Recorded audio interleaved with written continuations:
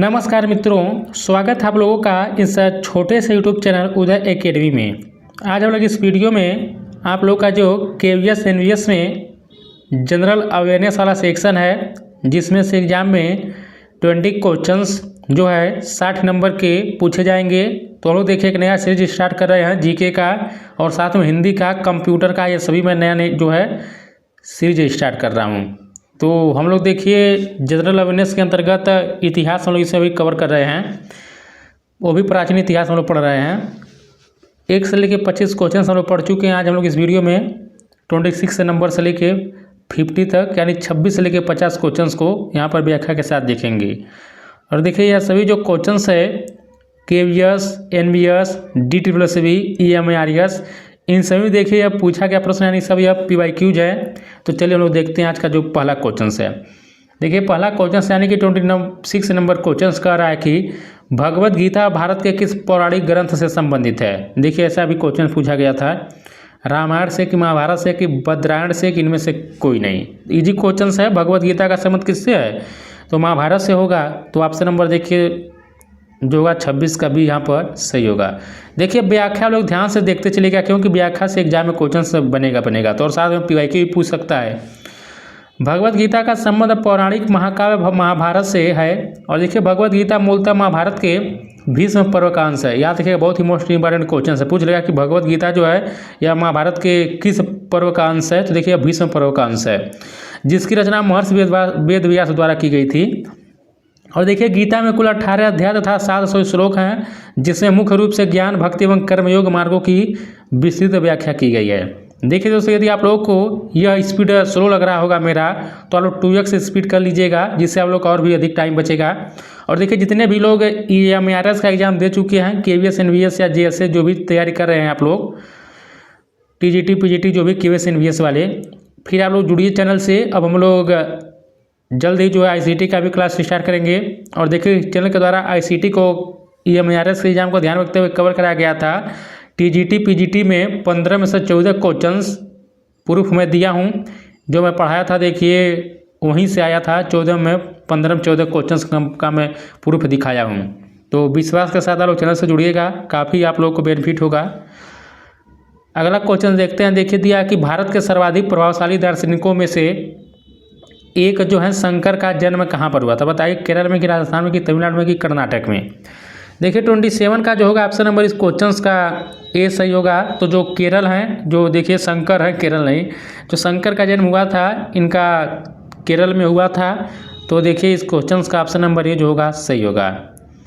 व्याख्या देखते हैं। कह रहा है कि भारत के सर्वाधिक प्रभावशाली दार्शनिक आदि शंकराचार्य का जन्म 8वीं शताब्दी में केरल में हुआ था। वे अद्वैत वेदांत सिद्धांत के प्रतिपादक थे। ये आप लोग याद रखिएगा। पूछ लेगा कि जो शंकर हैं यह किसके प्रतिपादक हैं, तो देखिए अद्वैत वेदांत सिद्धांत के प्रतिपादक थे, और उन्हें भगवान शिव का अवतार माना जाता है। 28 नंबर क्वेश्चन है कि भागवत गीता में कितने छंद हैं, हम लोग पढ़कर आए हैं। बताइए 700 की 670 की 650 की 600। तो देखिए भागवत गीता में कुल 700 श्लोक हम लोग पढ़कर आए हैं। तो इसका ऑप्शन नंबर जो होगा 28 का ए जो होगा सही होगा। व्याख्या देखिए कह रहा कि कुरुक्षेत्र की युद्ध भूमि में श्री कृष्ण ने अर्जुन को जो उपदेश दिया था उसका संकलन श्रीमद् भागवत गीता के नाम से प्रसिद्ध है। यह महाभारत के भीष्म पर्व का अंग है। गीता में 18 अध्याय और 700 श्लोक है, आप लोग याद रखिएगा। क्वेश्चन नंबर 29 कह रहा कि अणु व्रत का सिद्धांत किससे संबंधित है। महायान बौद्ध धर्म से कि हीनयान बौद्ध धर्म से कि जैन धर्म से कि लोकायत संप्रदाय से। देखिए इजी क्वेश्चन है। 29 का ऑप्शन नंबर सी सही होगा। अणु व्रत का जो सिद्धांत है वह जैन धर्म से है। तो यहाँ पर देखिए ऑप्शन नंबर जो होगा इस क्वेश्चन का 29 का सी जो होगा सही होगा। अब चलिए हम लोग देख लेते हैं। देखिए अणु व्रत सिद्धांत का प्रतिपादन जैन धर्म में किया गया है। जैन धर्म की 5 प्रमुख शिक्षाएँ सत्य, अहिंसा, अस्तेय, अपरिग्रह एवं ब्रह्मचर्य। याद रखिएगा इसको, आप लोग एग्जाम पूछ लेगा। और देखिए जो महावीर स्वामी थे वह जो अंतिम है ब्रह्मचर्य, इसी को यह शामिल किया था। 5वां जो है महावीर स्वामी के द्वारा दिया गया था। तो याद रखिएगा 5 जो है इसी को अणुव्रत कहा जाता है। सत्य, अहिंसा, अस्तेय, अपरिग्रह, ब्रह्मचर्य। देखिए अस्तेय का अर्थ होता है चोरी न करना होता है, और देखिए अपरिग्रह मतलब होता है कि धन संचय न करना। और देखिए कह रहा है कि नीचे लिखा भी है कि इनमें से 4 सिद्धांतों का प्रतिपादन पार्श्वनाथ द्वारा किया गया। तो ये भी याद रखिएगा, जो सत्य, अहिंसा, अस्तेय, अपरिग्रह है, इन सिद्धांतों का जो प्रतिपादन किया गया था पार्श्वनाथ द्वारा किया गया था, जबकि अंतिम अर्थात जो ब्रह्मचर्य है इसको महावीर स्वामी के द्वारा दिया गया था। देखिए हम लोग क्वेश्चन एकदम सीरीज से करते आ रहे हैं। सबसे पहले कुछ क्वेश्चन से हम लोग पढ़े थे स्टार्टिंग में वैदिक कालीन से संबंधित, फिर सिंधु घाटी सभ्यता हम लोग पढ़े थे। अब देखिए हम लोग बौद्ध धर्म पर आ चुके हैं। देखिए क्वेश्चन कह रहा है कि बुद्ध का जन्म स्थान है कुशीनगर की, सारनाथ की, बोधगया की, लुम्बिनी। देखिए बुद्ध जी का जो जन्म स्थान है वो लुम्बिनी आप लोग जानते होंगे, तो इसका ऑप्शन नंबर डी जो होगा सही होगा। व्याख्या देखते हैं कि गौतम बुद्ध का जन्म कपिलवस्तु के निकट लुम्बिनी में 563 ईसा पूर्व में शाक्य कुल के राजा शुद्धोधन के घर हुआ था। देखिए एग्जाम में ये भी पूछा है कि जो शुद्धोधन है गौतम बुद्ध के पिताजी किस कुल से संबंधित है इनका, तो शाक्य कुल के। और देखिए 6 वर्षों की कठिन साधना के बाद जो है बोधगया यानी कि बिहार में पीपल वृक्ष के नीचे उन्हें ज्ञान की प्राप्ति हुआ, भी एग्जाम पूछा गया है। और वे गौतम से बुद्ध बन गए। देखिए जब उन्हें ज्ञान की प्राप्ति हो गया तब उन्हें बौद्ध कहा जाने लगा। उन्होंने सारनाथ में प्रथम उपदेश दिया, भी याद रखिएगा। और देखिए कुशीनगर में इन्हें महापरिनिर्वाण की प्राप्ति हुई थी। देखिए यदि ऑप्शन में कुशीनारा दिया होगा तो भी आप लोग उसको सही करिएगा। तो याद रखिएगा इन्हें जो ज्ञान की प्राप्ति हुई थी बोधगया बिहार में हुआ था। और देखिए इन्होंने जो पहला उपदेश दिया था सारनाथ में दिया था, और इनका जो महापरिनिर्वाण हुआ था वह कुशीनगर में हुआ था, याद रखिएगा आप लोग। 31 क्वेश्चन है कि कौन से राज्य को बौद्ध धर्म का उद्गम स्थल कहते हैं, सिक्किम को कि बिहार को कि यूपी को कि एमपी को। आप लोग अंदाजा लगाया कि बोधगया जो है बिहार के किस जिले में, यानी बोधगया कहाँ पर पड़ता है। तो सब जानते हैं बोधगया जो है यह बिहार राज्य में स्थित है, तो ऑप्शन नंबर बी यहाँ पर सही होगा। बौद्ध धर्म का जो उद्गम स्थल है देखिए बिहार को ही कहते हैं। क्वेश्चंस का हम लोग आइए व्याख्या देखते हैं। बिहार बौद्ध धर्म के पर्यटन स्थल, ऐतिहासिक धरोहर, अध्यात्म और सांस्कृतिक का केंद्र रहा है। बिहार में प्रथम बौद्ध संगीति देखिए राजगिरी में, द्वितीय बौद्ध संगत वैशाली में तथा तृतीय बौद्ध संगत पाटलिपुत्र का आयोजन हुआ था, इसलिए बिहार को बौद्ध धर्म का उद्गम। देखिए जैसा कि आप लोग जानते हैं कि 4 जो है बौद्ध संगत हुआ था। देखिए कहा जाए तो बौद्ध संगत 6 आयोजन किया गया था। बौद्ध संगतियाँ जो है 6 जो है आयोजित की गई थी, लेकिन आप लोग 4 मूलतः जानते होंगे। तो जो 3 किया गया था वह राजगिरी में, वैशाली में, पाटलिपुत्र में, इन सबका आयोजन बिहार में किया गया था, इसलिए बिहार को बौद्ध धर्म का उद्गम स्थल कहते हैं। 32 नंबर क्वेश्चन है कि निम्नलिखित में से कौन गौतम बुद्ध के समकालीन थे, नागार्जुन की, कनिष्क की, कौटिल्य की, महावीर। तो देखिए जो महावीर स्वामी हैं यह गौतम बुद्ध के समकालीन थे, तो ऑप्शन नंबर डी इसका सही होगा। महावीर गौतम बुद्ध के समकालीन थे। महावीर जैन धर्म के 24वें तीर्थंकर थे जिन्होंने 6वीं शताब्दी ईसा पूर्व के जैन आंदोलन का प्रवर्तन किया। नागार्जुन कनिष्क के दरबार की महान विभूति थे तथा उनकी तुलना मार्टिन लूथर से की जाती है। याद रखिएगा एग्जाम पूछ लेगा कि किसकी तुलना मार्टिन लूथर से की जाती है, तो नागार्जुन की तुलना जो है मार्टिन लूथर से की जाती है। इन्हें भारत का देखिए आइंस्टीन भी कहा जाता है, किन्हें, नागार्जुन को। कौटिल्य या विष्णुगुप्त चंद्रगुप्त मौर्य के प्रधानमंत्री थे जिन्होंने अर्थशास्त्र की रचना की। तो देख सकते हैं इस व्याख्या से कितना क्वेश्चन आप लोग का तैयार हो रहा है। आप लोग एक एक व्याख्या को ध्यान से पढ़ते चलिए, देखते चलिए। 33 नंबर क्वेश्चन है कि कौन से बौद्ध स्थल में पत्थर से तरासे शिल्प नहीं है, अजंता में कि कार्ले में कि नासिक में कि नागार्जुनकोंडा में। देखिए 33 का ऑप्शन नंबर जो होगा इस क्वेश्चन का डी होगा। नागार्जुनकोंडा में जो है बौद्ध स्थल में पत्थर से तरासे शिल्प नहीं है। तो देखिए इस क्वेश्चन का ऑप्शन नंबर जो होगा इस क्वेश्चन का 33 का वह डी जो होगा सही होगा। व्याख्या देखते हैं कि पत्थरों को काटकर बनाई गई स्थापत्य कला वाले प्रमुख बौद्ध स्थल जैसे अजंता हो गया। देखिए कार्ले जो है महाराष्ट्र में, याद रखिएगा, नासिक है, कन्हेरी इत्यादि, जबकि नागार्जुनकोंडा पत्थर से तरासे शिल्पों के तहत नहीं आता है। यह एक स्तूप है जिसमें बौद्ध स्मारक के साथ प्राचीनतम ईंट मंदिर भी है। 34 नंबर क्वेश्चन कर रहा है कि भारतीय दर्शन के बताइए कितने स्कूल हैं जिन्हें खड़ दर्शन के। देखिए खड़ मतलब 6 ही होता है, तो 6 ही होगा। सांख्य, योग, न्याय, देखिए ये नीचे सब, तो 6 रूढ़िवादी स्कूलों को देखिए खड़ दर्शन कहा जाता है, षड दर्शन भी कहा जाता है। इनमें देखिए न्याय, सांख्य, योग, वैशेषिक, पूर्व मीमांसा और उत्तर मीमांसा शामिल है। इन विचारधाराओं में से अधिकांश कर्म और पुनर्जन्म के सिद्धांत में विश्वास करते हैं।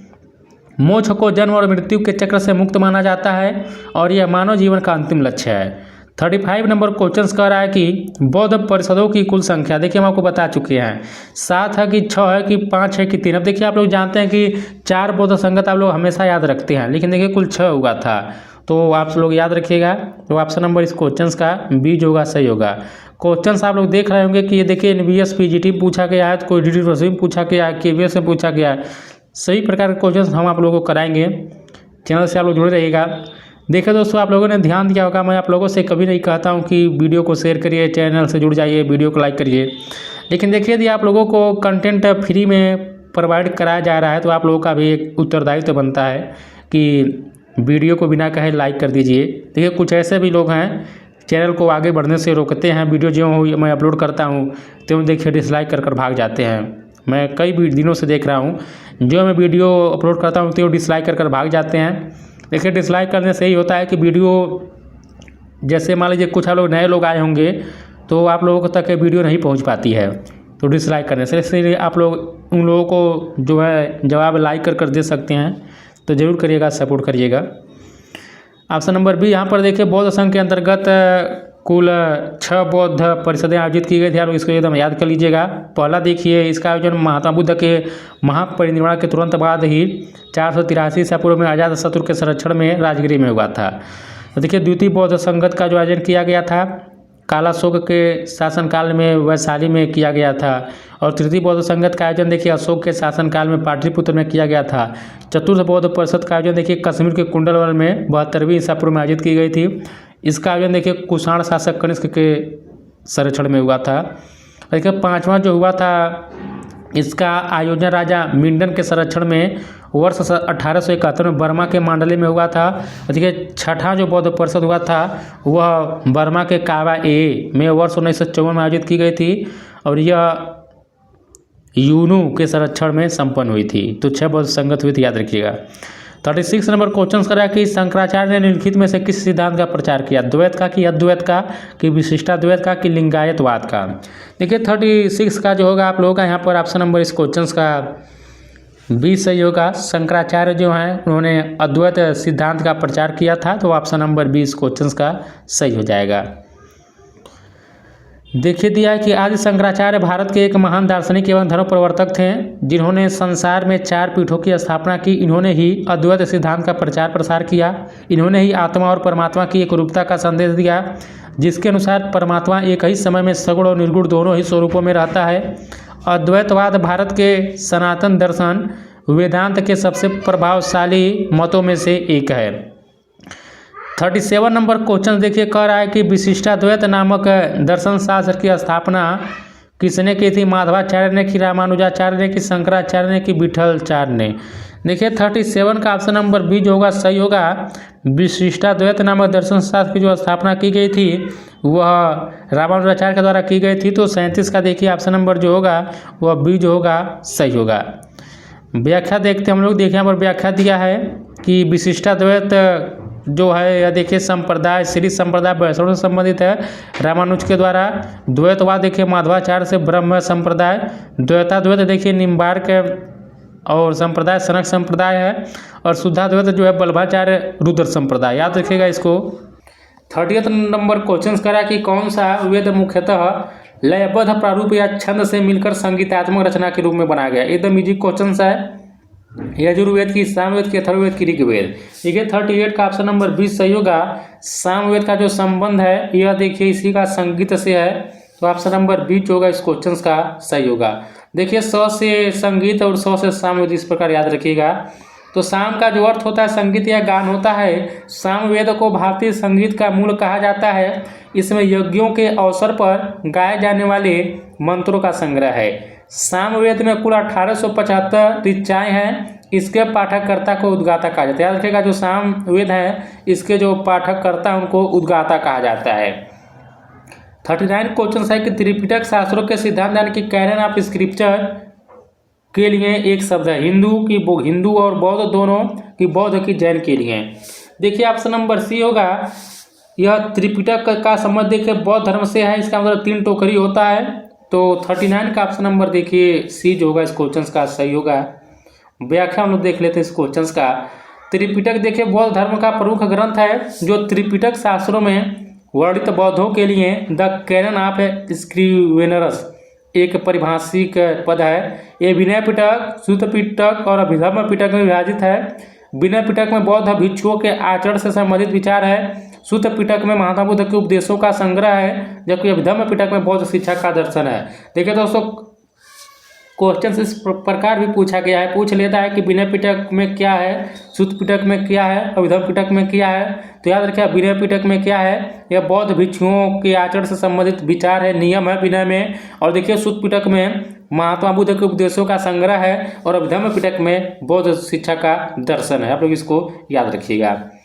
आगे बढ़ते हैं, 40 नंबर क्वेश्चन देखते हैं। देखिए कह रहा है कि बामियान बुद्ध की मूर्तियों को भारतीय कला की किस शैली के अनुसार तराशा गया है? गांधार शैली की, अमरावती शैली की, मथुरा शैली की, सारनाथ शैली। देखिए 40 का जो होगा ऑप्शन नंबर जो होगा इस क्वेश्चन का ए सही होगा, गांधार शैली होगा। तो 40 का ए जो होगा सही होगा। देखिए दोस्तों, जैसा कि आप सभी जानते हैं, आप लोगों के केवीएस एनवीएस के सिलेबस में 20 क्वेश्चन जनरल अवेयरनेस से आएंगे। और देखिए यह एक क्वेश्चन 3 मार्क्स का है, तो कुल देखिए 60 नंबर आप लोगों को केवल जनरल अवेयरनेस से ही मिलेगा। और अब आप लोगों के पास इतना टाइम भी नहीं है कि आप लोग पूरा देखिए चैप्टर पढ़ेंगे, जाके हिस्ट्री, पॉलिटी, ज्योग्राफी, इकोनॉमी पूरा पढ़ेंगे तो आपका देखिए टाइम बहुत बर्बाद होगा, नहीं कवर कर पाएंगे। आपको सिलेबस जो कवर करना है, देखिए स्मार्ट वर्क करिए। आप लोग केवल PYQ पढ़ लीजिए, बढ़िया से व्याख्या पढ़ लीजिए और करंट अफेयर पढ़ लीजिए। आराम से 20 में आप लोग 15-16 नंबर जरूर कर लेंगे, बस यही आप लोग करिएगा। तो यहाँ पर देखिए ऑप्शन नंबर ए जो होगा इसका सही होगा। व्याख्या देखते हैं कि बामियान देखिए बुद्ध की मूर्तियाँ बलुआ पत्थर की चट्टानों से काटकर बनाई गई थी। यह मूर्तियाँ 5वीं शताब्दी ईसा पूर्व की है और कभी दुनिया की सबसे ऊंची बुद्ध की खड़ी प्रतिमा थी। यह मूर्तियाँ अफगानिस्तान में स्थित थीं, जिन्हें वर्ष 200 में तालिबान द्वारा तोड़ने की घोषणा की गई थी। थोड़ा यहाँ पर देखिएगा अधूरा है क्या। और देखिए इन मूर्तियों में भारतीय कला की गांधार शैली की कलाकृति दिखाई पड़ती है। आगे बढ़ते हैं, 41 नंबर क्वेश्चन देखिए, आंसर ही दिख गया। क्वेश्चन करा कि सिंधु घाट के बाद एक प्रमुख सभ्यता महाजनपद किस काल या युग में स्थापित हुआ था? मध्य पाषाण काल युग में कि नव पाषाण युग में कि ताम्र पाषाण युग में कि लौह युग में? तो देखिए महाजनपद जो काल इसका संबंध लौह युग से है। तो सिंधु घाटी सभ्यता के बाद महाजनपद लौह युग में स्थापित हुए थे। महाजनपद शब्द का तात्पर्य बड़े जनपदों से है, जो वैदिक युग के दौरान भारतीय उपमहाद्वीप में मौजूद इकाइयाँ थीं। और देखिए 6वीं शताब्दी ईसा पूर्व में पूर्वी उत्तर प्रदेश व बिहार के कुछ प्रादेशिक जिलों ने लौह उत्पादन केंद्रों तक पहुंच प्राप्त की और उनका उपयोग लोहे के हथियार और उपकरण बनाने में किया। अगला क्वेश्चन देखते हैं, 42 नंबर है। कह रहा है कि बुद्ध ने बताइए कहाँ पर ज्ञान प्राप्त किया था? कुशीनारा में कि बोधगया में कि सारनाथ में कि पावापुर में? देखिए बुद्ध जो हैं उन्होंने जो ज्ञान की प्राप्ति उन्हें हुई थी बोधगया में हुई थी। तो ऑप्शन नंबर देखिए 42 का बी जो होगा वह सही होगा। बुद्ध को 6 वर्ष की, देखिए सब हम पढ़ चुके हैं व्याख्या ऊपर। और हाँ नीचे देखिए इंपॉर्टेंट है कि महात्मा बुद्ध ने 29 वर्ष की अवस्था में गृहत्याग किया, जिसे महाभिनिष्करण कहा जाए। याद रखिएगा बुद्ध के गृहत्याग की घटना को महाभिनिष्करण कहा जाता है, इसको आप लोग याद रखिएगा। 43 नंबर क्वेश्चन करा कि भगवान गौतम बुद्ध के जीवन काल में प्राचीन भारत में कितने महाजनपद या महान राज्य मौजूद थे? 10 कि 12 कि 16 कि 14? देखिए 43 का ऑप्शन नंबर जो होगा वह सी सही होगा। तो 16 महाजनपद थे। तो यहाँ पर देखिए ऑप्शन नंबर इस क्वेश्चन का सी जो होगा वह सही होगा। 16 महाजनपदों के नाम देखिए यहाँ पर पहले इंपॉर्टेंट है व्याख्या। 6वीं शताब्दी ईसा पूर्व में दूसरी नागरिक क्रांति हुई, जिसमें 16 महाजनपदों का उदय हुआ। बौद्ध साहित्य देखिए अंगुत्तर निकाय और जैन साहित्य भगवती सूत्र में 16 महाजनपद का उल्लेख आप लोग याद रखिएगा। तो बौद्ध साहित्य अंगुत्तर निकाय में और जैन साहित्य भगवती सूत्र में 16 महाजनपदों का उल्लेख है। देखिए एक तरफ महाजनपद है, दूसरी तरफ राजधानी है। काशी महाजनपद की राजधानी वाराणसी, अंग की चंपा, कौशल की श्रावस्ती, वत्स का कौशाम्बी, मगध का गिरिब्रज या राजगिरी, वज्र का वैशाली, और देखिए मल्ल का कुशीनगर, मत्स्य का विराटनगर, कुरु का इंद्रप्रस्थ, चेदी का शक्तिमती, कंबोज का हाटक, गांधार का तक्षशिला, पांचाल का इछत्र, अवंती का महिष्मती, सूरसेन का मथुरा, अस्मक का पोटन या पोटली। देखिए दक्षिण भारत का मात्र एक यही महाजनपद था अस्मक, आप लोग इसको याद रखिएगा। तो आप लोग इसको याद रखिएगा 16 महाजनपद। एग्जाम में ये पूछ सकता है किस महाजनपद की राजधानी कहाँ पर थी। और देखिए दोस्तों यदि आप लोग सपोर्ट करेंगे, वीडियो को लाइक करेंगे, शेयर करेंगे, तो मैं यह सीरीज कंटिन्यू करूँगा। बाकी भी हिंदी भी मैं लाऊँगा, PYQ, कंप्यूटर भी लाऊँगा, थियोरी का वीडियो लाऊँगा।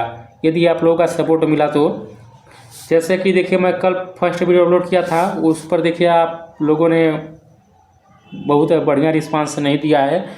देखिए हम टारगेट रखे थे 100 लाइक का, केवल बहुत 20-22 लोगों ने लाइक ही किया है। वीडियो तो 300 लोग देखे हैं, मात्र लाइक की संख्या 20-25 है।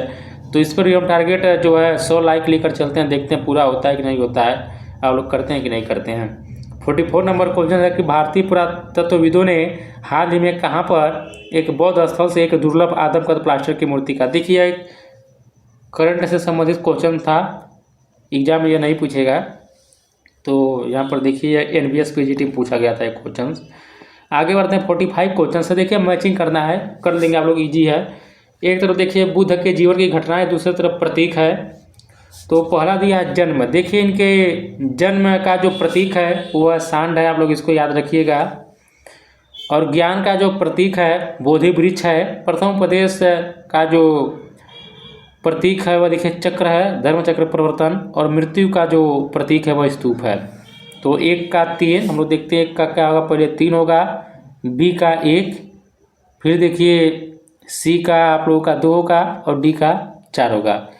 3 1 2 4 देखते हैं किस में दिया है, 3 1 2 3 1 2 4 ऑप्शन नंबर B में दिया है। तो जन्म का जो संबंध है बैल या सांड, प्रबोधन है बोधि वृक्ष, पहला उपदेश चक्र, मृत्यु स्तूप। 46 नंबर क्वेश्चन है कि बुद्ध और महावीर निम्नलिखित में से किस महाजनपद से आते थे, मगध से कि उज्जैन से कि उज्ज से कि कौशल से। देखिए 46 जो होगा इस क्वेश्चन का ऑप्शन नंबर यहाँ पर देखिए, आप लोग खुद दीजिएगा क्या होगा। बाकी यह विकल्प देखिए गलत दिया है, विकल्प में मैच नहीं कर रहा है।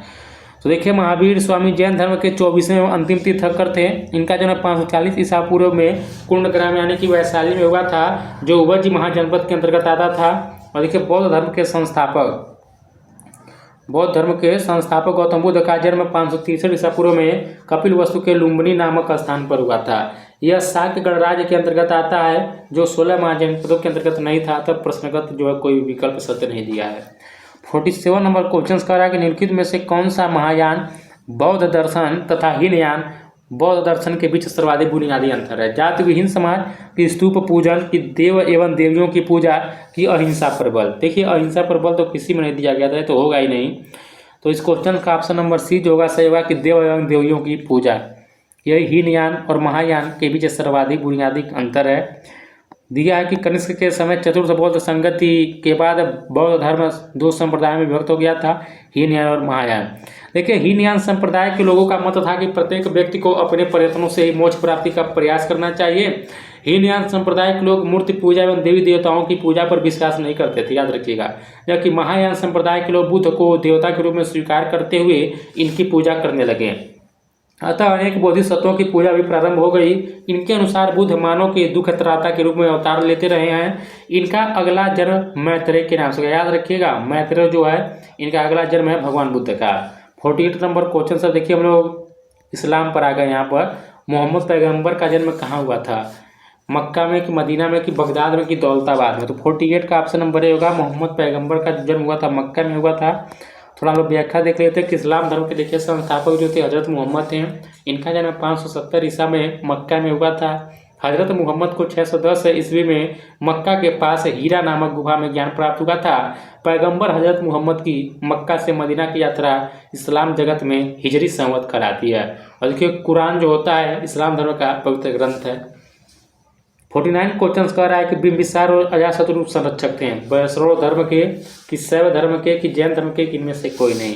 देखिए 49 का ऑप्शन नंबर D सही होगा। जो बिंबिसार और अजातशत्रु थे वह देखिए इनमें से किसी भी धर्म के संरक्षक नहीं थे। तो विनय पीटक के अनुसार देखिए बुद्ध से मिलने के बाद बिंबिसार ने बौद्ध धर्म ग्रहण कर लिया तथा बुद्ध और उनके अनुयायियों के लिए वेलुवन नामक उद्यान प्रदान किया।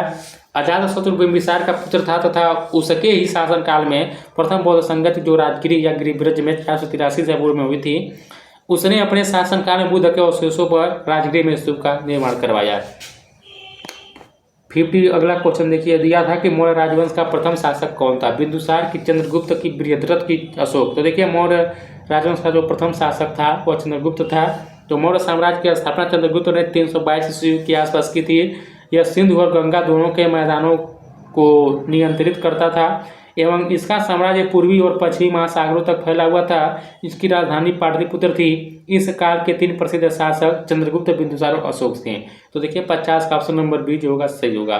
देखिए हम लोग इस वीडियो में कुल 25 क्वेश्चंस को कवर किए हैं। आप लोग ईमानदारी के साथ कमेंट करिएगा कि आप लोग का इन 25 में से कितने क्वेश्चन जो है सही हुआ है। और देखिए आप लोगों का जब तक एग्जाम नहीं है उससे पहले ही मैं पूरा देखिए history, politics, geography, economic, current, Hindi, यह सब मैं कंप्यूटर सब मैं कंप्लीट करा दूंगा। इसलिए आप लोग चैनल से जुड़े रहिए, सपोर्ट करते रहिए। मिलते हैं लोग एक नए वीडियो के साथ। तब तक नमस्कार, जय हिंद, जय भारत।